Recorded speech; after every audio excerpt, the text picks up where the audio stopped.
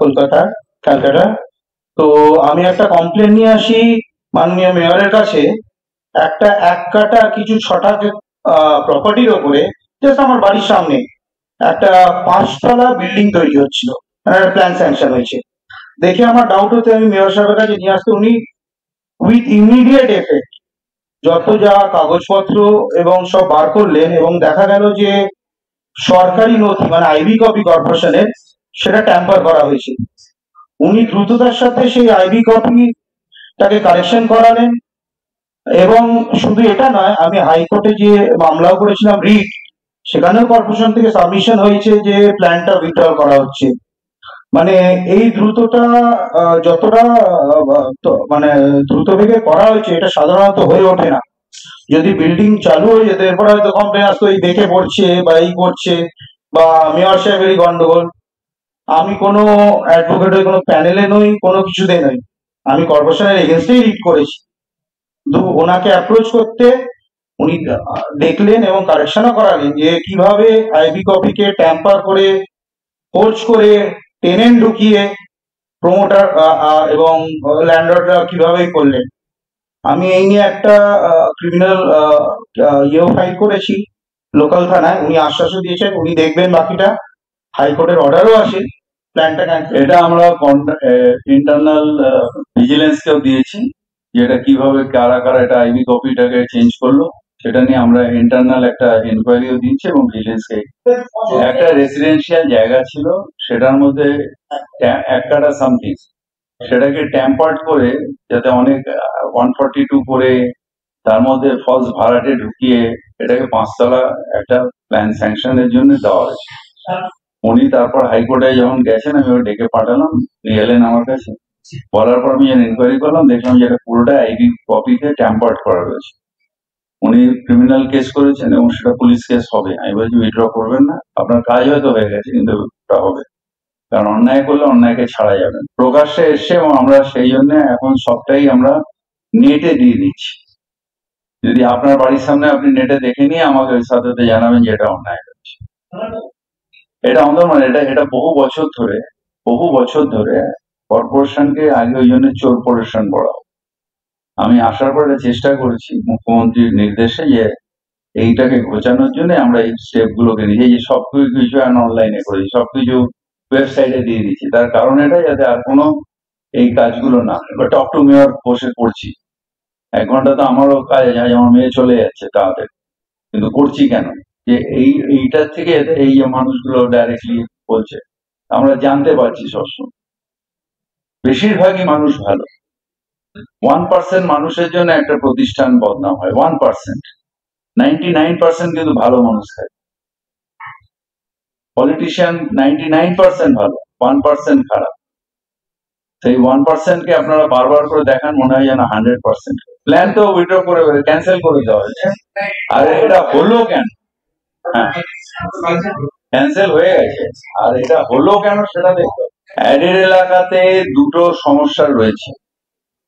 একটা সমস্যা হচ্ছে পোস্টাল অ্যাড্রেস একটা আলাদা, আর আমাদের অ্যাড্রেসটা আলাদা। এইটাকে মিউটেশন ডিপার্টমেন্টকে বলেছিলাম নিয়ে বসে পোস্টাল অ্যাড্রেসটাকে আমাদের অ্যাড্রেস করে এটাকে অ্যামেন্ডমেন্ট করে নিতে, এলাকা ধরে, রোড ধরে। তাতে কি হচ্ছে, অনেক জায়গায় বাড়িও তৈরি হয়ে যাচ্ছে। বাড়ি হয় আমরা আমাদের অ্যাড্রেসে দিয়েছি কিংবা পোস্টাল অ্যাড্রেসে দিয়েছি। এবার এরা এসে কি করছে, পোস্টাল অ্যাড্রেসটাকে ধরছে আর বাড়িটা কিন্তু আমাদের অ্যাড্রেসে হচ্ছে। এবার এই মিউটেশন গুলো করার নিয়ে টালবাহানা হচ্ছে। আমি যেটা বারবার করে বলেছি, এখন ওনাকেও বললাম যে আমাদের যাতে 1 ছটাক জমি আনমিউটেড আনঅ্যাসেস না থাকে, সব অ্যাসেসমেন্টের আওতায় আনতে হবে। আমি ক্ষোভ প্রকাশ এই জন্য করলাম যে ওরা অলরেডি করেছে কিন্তু জানেন, ওই যে যেটা অ্যাড্রেসটা বললো ওটা আমি এখন বললো যে ওটা হয়ে গেছে, মানে মিউটেশন হয়ে গেছে ওই একটা ফ্ল্যাট বাদ দিয়ে, কিন্তু ওটা পার্টিকে এখনো জানায়। আমি তোমাদের সাথে জানিয়ে দেবো যে হয়ে গেছে, আপনি এসে সার্টিফিকেট অফ মিউটেশনটা নিয়ে যান। কিন্তু অনেক জায়গায় হচ্ছে যেখানে অ্যাসেসমেন্ট, আমি এতবার বলার পরে আমি অ্যাসেসমেন্ট ডিপার্টমেন্টকে নিয়ে 3বার 4বার বসার পরে কিছুটা বেড়েছে, কিন্তু আনঅ্যাসেস প্রপার্টি জিরো হয়নি। এখন প্রচুর এখন আনঅ্যাসেস প্রপার্টি রয়েছে। এরা হচ্ছে ডিসিশনের নিচ থেকে জিজ্ঞেস করে না উপরে, নিজে নিজে ডিসিশনের মানে ডিসিশন নেওয়ার ক্ষেত্রে ভোগে।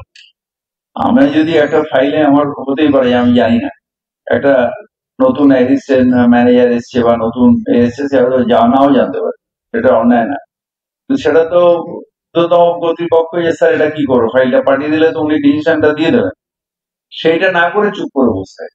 এটা ম্যাক্সিমাম টাইম পদক্ষেপ হচ্ছে সবাইকে করতে হবে। এবং আমি প্রত্যেকটা এতে বলেছি ওনাকে যে প্রত্যেকটা এতে একবার করে দিয়ে গিয়ে অ্যাসেসমেন্ট অফিসে কি অ্যাসেসমেন্ট জমা হয়েছে, কি পেন্ডিং, আর বিল্ডিং ডিপার্টমেন্টের সাথে বসে কি কি প্ল্যান স্যাংশন হয়েছে, কোনগুলো হয়ে গেছে, সেগুলোকে অ্যাসেসমেন্ট দিয়েছে কিনা। উনি যেহেতু নিজে অনেকগুলো পদে আছেন, উনি বসে এগুলো এক একটা জন জন ধরে, বিশেষ করে অ্যাডেড এলাকায় জন জন ধরে এগুলো ক্যাম্পও হবে, যেখানে অনেকগুলো ফ্ল্যাট আছে সেখানে ক্যাম্পও হচ্ছেও, আরো বেশি করে করতে হবে। না, তা বলিনি, ছাড়টার ক্ষেত্রে সব ক্ষেত্রেই প্রযোজ্য। ফিজের ক্ষেত্রে যেটা এক্সেস যে স্যাংশন হয় তার ফিজটা উত্তরণ আর ঠিকার ক্ষেত্রে আর আর কলোনি এলাকা, রিফিউজি এলাকা মানে আর এর ক্ষেত্রে তাদের একটা স্পেশাল ফিজ আমরা করেছি, এটা একদম নামমাত্র। সুতরাং যাতে সেখানেও কোনো ইলিগাল বাড়ি না হয়। গরিব মানুষ রয়েছেন, অবশ্য গরিব মানুষ সবাই চারতলা বাড়ি করে নিয়েছেন যত আর এর জায়গায়, তবুও তারা গরিব, তারাও যাতে ইলিগাল না হয়, তারাও যাতে লিগালি আসে, একটা সামান্য ফিস দিয়ে যাতে বাড়িটা তৈরি। অ্যাকচুয়ালি ব্যাপারটা যে টাউন ভেন্ডিং কমিটিতে যারা মেম্বার আছে তাদের একটা লিডারশিপ থাকলে তার তো পেনিট্রেশন থাকবে। আমি দেখছি এটা অত্যন্ত দুঃখের যে টাউন ভেন্ডিং কমিটি শুধু সরকারের সাথে নেগোসিয়েশন বা ডিমান্ড করে, কিন্তু সত্যিকারের পেনিট্রেশন যে আমার কথা হকাররা মানবে, এই পেনিট্রেশন টাউন ভেন্ডিং কমিটি যারা মাননীয় মেম্বার আছেন তাদের কারণ। আরেকটা হচ্ছে যে হকাররা আজকে ইউনিয়নে আছে, যেই ন্যায় কথা বলে যে না এটা তোমার এরকম ভাবে বসতে পারবে না, ল্যাপটপে বসতে পারবে না, তখন তারা রাতারাতি সুইচ করে আরেকটা ইউনিয়নে চলে। এইটা একটা সমস্যা হচ্ছে টাউন ভেন্ডিং কমিটি নিয়ে, যে যাদের কিছু নেই অরাজকতা করতে দেবে হকার তার দিকে চলে যাচ্ছে, আর যারা রেসপন্সিবিলিটি নিয়ে কাজ করতে চাইবে হকাররা তার পক্ষে থাকছেন।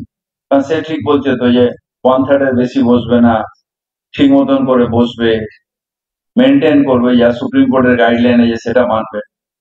অরাজকতাটা হচ্ছে, অরাজকতা না হলে যে ভেন্ডিং কমিটি নিউ মার্কেটের এরকম অবস্থা না, একবার পুরো পুলিশ খালি করে দিল আবার বসে গেল, নিউ মার্কেটের ভেতরে মানুষ যেতে পায় না, এরকম অবস্থা হবে। ওই পুলিশকে বললে একটুখানি করে আবার কি বলবো, কোনো নেতা নেই যে যার কথা সবাই মানবে, এরকম কোনো নেতা নেই। টাউন ভেন্ডিং কমিটি ভেন্ডারদের সাথে যে ভেন্ডারের প্রতিনিধি, তাদের আন্ডারে ভেন্ডার কিছু কিছু আছেন, সব না, কিন্তু পুরো যে একটা 5-6 জন মিলে বসে একটা ডিসিশন নেবে, তাদের সেই লিডারশিপ থাকবে, তাদের কথাটা লোকে মানবে, সেটা হচ্ছে